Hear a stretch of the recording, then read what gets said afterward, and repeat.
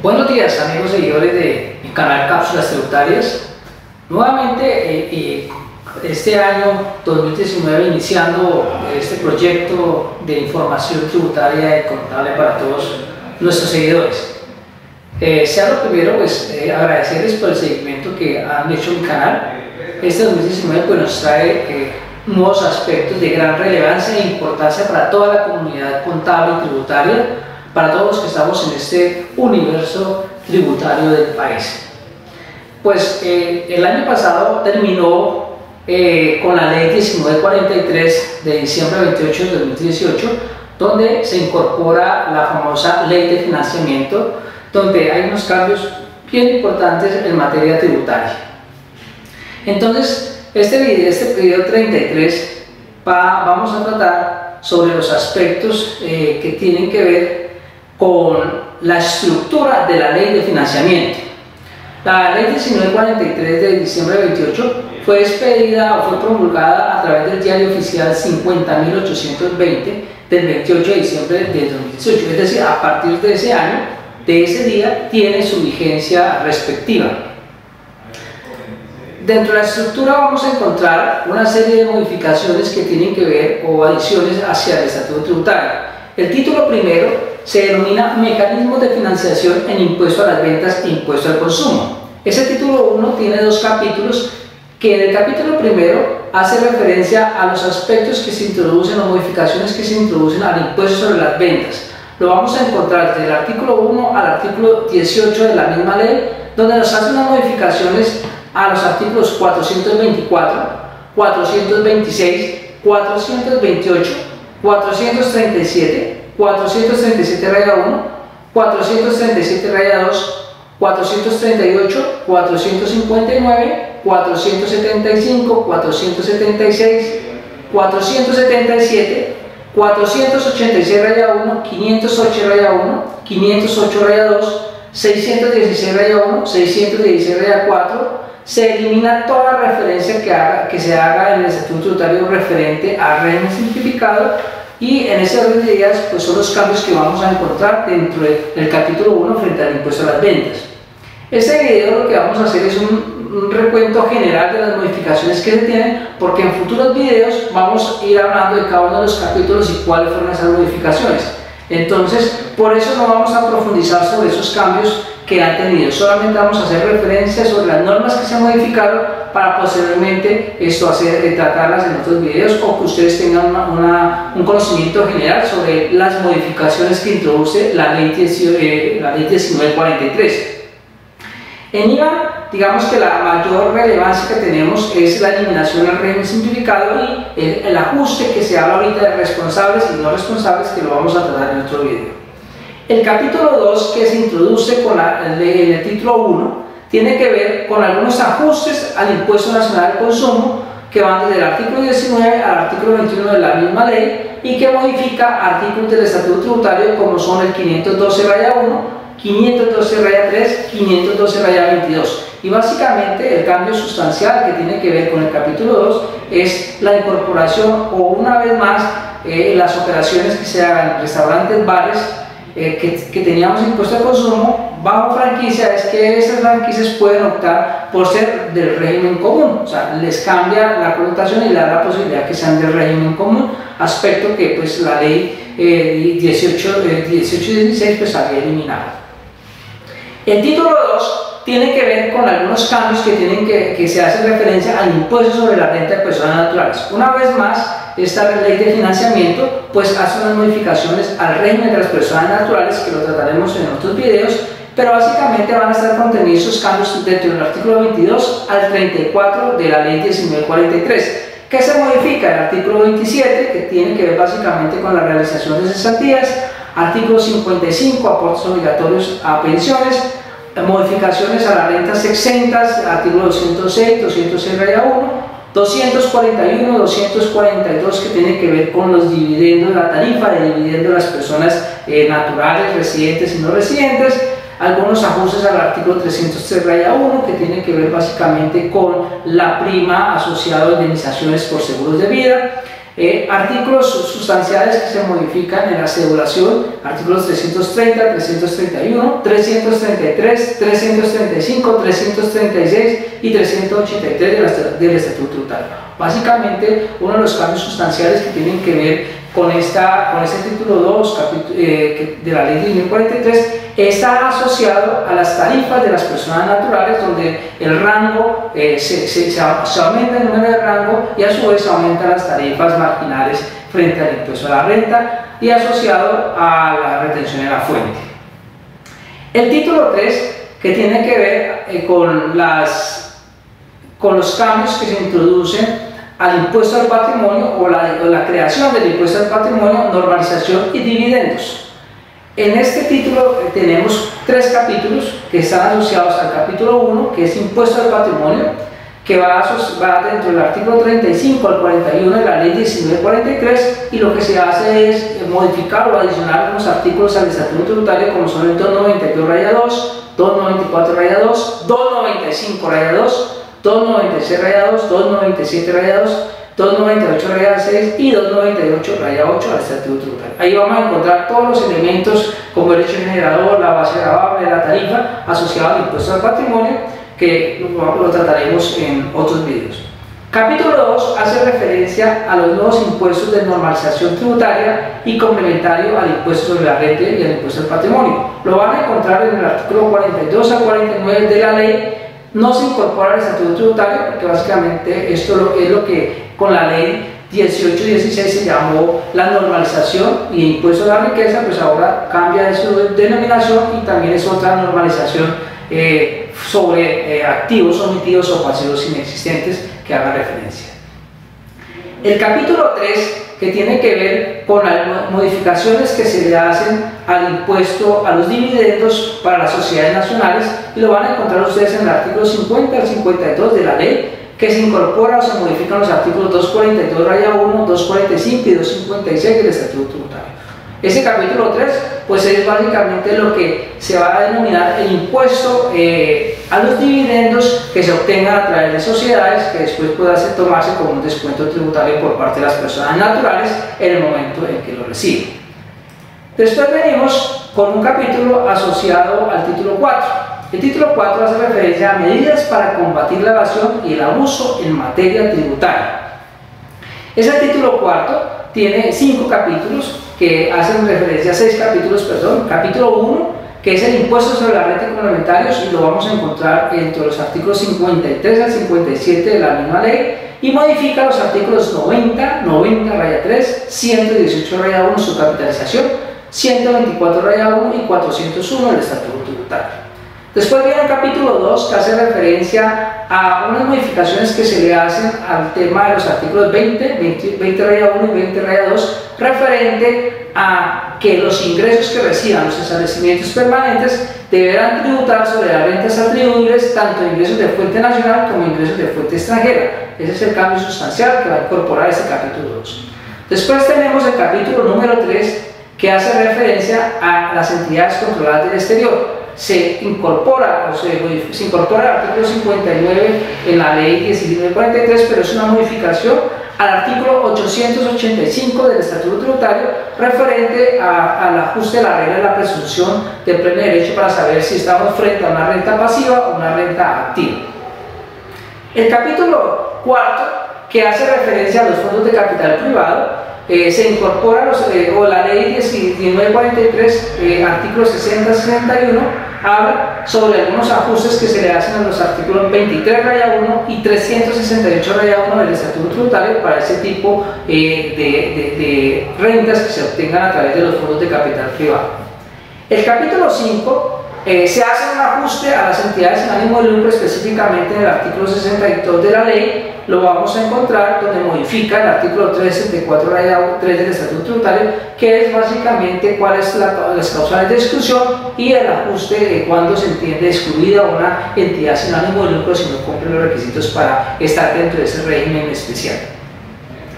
El capítulo 6, que lo denomina la ley 1943 como otras disposiciones, van a ser los artículos 63 a 65 en la ley. ¿Y qué es lo importante de este capítulo 6? tiene unas normas bien importantes o bien relevantes en materia de evasión y elusión fiscal. Primero se hace una modificación al artículo 434 raya del Código Penal, que hacía referencia a la omisión de activos o imposición de pasivos inexistentes, donde se baja la cuantía y se aumentan las penas de prisión por ese tipo de omisiones de activos. Y el otro artículo bien relevante hace referencia al artículo 434b, que se denomina defraudación o evasión tributaria y que es un ajuste al Código Penal. A partir de esta ley, a partir de los delitos que se cometan por defraudación o evasión tributaria, pues van a ser penalizables, aspecto pues que en otro video vamos a profundizar cuáles son los elementos que incorporó ese artículo para que todos tengamos presente cuál es el nivel de responsabilidad y cuándo estaríamos inmersos en una causal penal por la evasión o defraudación fiscal. A su vez, ese capítulo 6 hace unos ajustes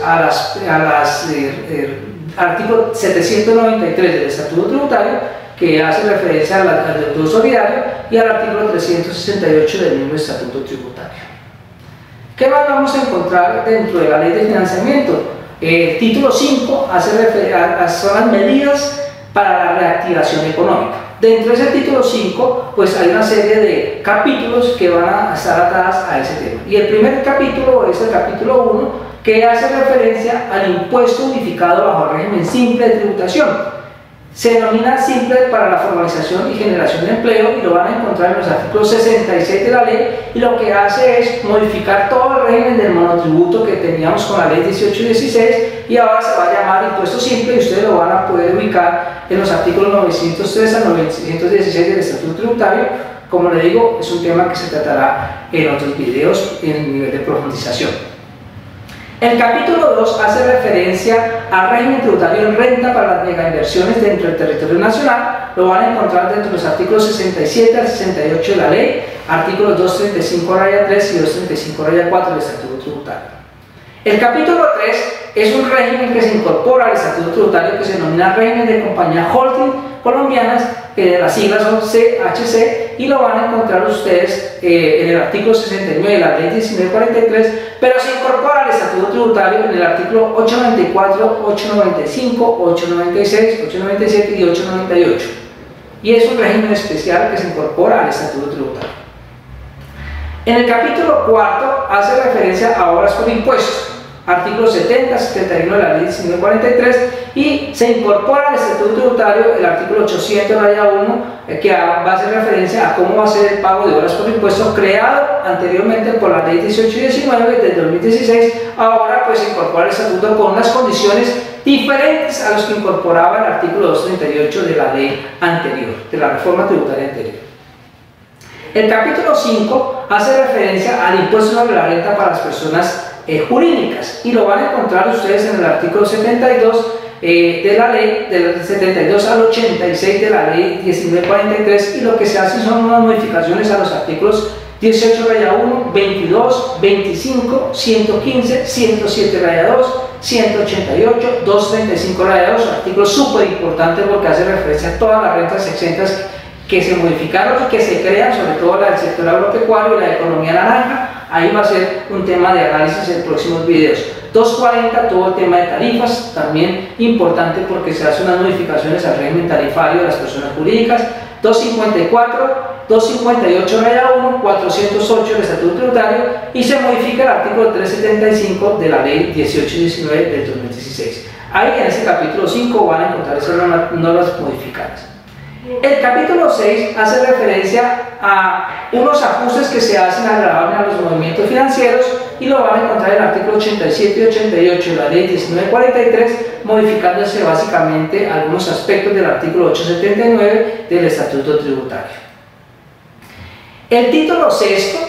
de la ley 1943 hace referencia a otras normas para aumentar el recaudo a través de medidas de seguridad jurídica, simplificación y facilitación. Y en eso pues se incorpora un capítulo 1 denominado ajustes o procedimientos tributarios, donde lo van a encontrar en el artículo 89 al 105 de la ley, y son modificaciones sobre los artículos 580 raya 1, 562, 563, 565, 566 raya 1, 574 raya 1, 590, 684, raya 4, 814, 855, 869, raya 3 del Estatuto Tributario. Esos artículos en su mayoría hacen referencia a la notificación de carácter electrónico, a algunas formas de pago asociados para poder continuar con los procesos que se tengan en discusión y algunos aspectos sancionatorios a los proveedores autorizados en materia de factura electrónica. También en este capítulo ustedes van a encontrar unas normas asociadas a las consideraciones de contencioso administrativo en materia tributaria, terminaciones por mutuo acuerdo, que van hasta el 31 de octubre del 2019 y la aplicación del principio de favorabilidad en etapa de cobro, que ese va hasta el 28 de junio del 2019, que es un tema que ustedes tienen que evaluar para si tienen procesos con la administración tributaria, pues evaluar si les es conveniente o no acogerse a esos beneficios de carácter tributario. De igual manera, en ese capítulo se crea nuevamente el beneficio de auditoría, o sea, se adiciona el artículo 689 raya 2 del Estatuto Tributario y se incorpora pues todo el tema de beneficios de auditoría para los años 2019 y 2020. Y el Congreso faculta al Gobierno Nacional para que dentro de los 6 meses, una vez expedida la ley, pues pueda hacer como unos temas de reestructuración de la administración tributaria, es decir, de la DIAN. En el título 7, que hace referencia a disposiciones finales, en el artículo 106 pues, establece que se crea una comisión para estudiar el sistema tributario territorial, no el nacional sino el territorial. El artículo 107 faculta a los entes territoriales para que si quieren otorgar algunos beneficios de manera temporal hasta el 31 de octubre del 2019 para aquellas sanciones o intereses que se tengan, pues que los consejos municipales o departamentales, las asambleas, pues esto lo estipulen para que puedan otorgar estas facilidades, esos beneficios fiscales asociados a los beneficios nacionales que se crean anteriormente. El artículo 108 modifica el artículo 23 de la ley 679 del 2001 y básicamente lo que crea es un impuesto de salida. Cada vez que usted salga tendrá que pagar $1 con destino al Instituto Colombiano de Bienestar Familiar. El artículo 108 modifica también el artículo 4 de la ley 1106 del 2006, donde crea otro impuesto nacional con destino al turismo por valor de $15. Pues eso hace impuestos que van a ser más costosos las salidas del país o la entrada al país, tanto de turistas como de nacionales cuando salgamos. El título 7 hace referencia a disposiciones finales, donde vamos a encontrar unas modificaciones al artículo, diferentes normatividades, entre ellas artículo 106 de la ley, se crea una comisión de estudios para que analice el sistema tributario de las zonas francas. Se crea el artículo 107 donde se faculta a los entes territoriales para conocer beneficios temporales, ya lo hemos mencionado. Sobre todo se crea el artículo 110 donde se crea una comisión para que evalúe todos los beneficios tributarios, exenciones, deducciones, sobrededucciones, todos los beneficios que tengan los usuarios de zona franca, donde tendrán que rendir un informe para evaluar si se proyecta después una reforma tributaria para ese tipo de contribuyentes que están ubicados en zona franca. El 111, el artículo 111 hace referencia al Fondo de Estabilización para Ingresos Fiscales. El artículo 112 hace referencia a que la información que se genere a través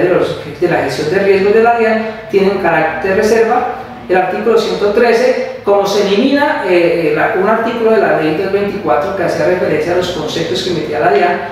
se crea entonces el artículo 113 para decir que los conceptos que emite la DIAN son de obligatorio cumplimiento para los funcionarios de la DIAN y que los contribuyentes solamente podrán discutir o alegar sus actuaciones con base en la ley. Es decir, los conceptos en principio no los podrá utilizar tal como quedó ese artículo 113. El artículo 114 hace referencia a la sostenibilidad fiscal.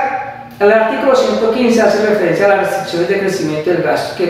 que el gasto de personal no va a aplicar las restricciones que tiene establecida para ciertas entidades de control. Entonces básicamente la Contraloría, la Auditoría General de la Nación, la Fiscalía, la Procuraduría podrán aumentar sus gastos de personal más allá de los límites que establece la norma presupuestaria. Los artículos 116 y 117 modifican los artículos 88 y 92 de la ley 1708 de 2014 que hace referencia a la venta masiva de bienes. Tenemos después que el artículo 19 lo que hace es ajustar el presupuesto para la agencia fiscal en 2019. Y el artículo 120 hace una modificación o adiciona un parágrafo al artículo 771 Real 5 que hace referencia a los pagos en efectivo, donde le cambian los porcentajes para ciertos sectores, sector agrícola, ganadero, pesquero, apícola, avícola y forestal. Para ese tipo de entidades y otras que menciona ese parágrafo pueden tener unos gastos en efectivo, unos pagos en efectivo mayores a los que establecía anteriormente la ley 1819, pues que lo analizaremos en otro video. Finalmente establece el artículo 121 que los dividendos que sean exigibles al 31 de diciembre de 2018 se mantendrán las reglas que estaban vigentes hasta el 31 para esos dividendos del 2018 y a partir del 1 de enero de 2019 aplicarán las nuevas reglas de impuesto a los dividendos. Y el artículo 122, que es un artículo de mayor análisis, que lo vamos a evaluar más adelante, que es vigencias y derogatorias.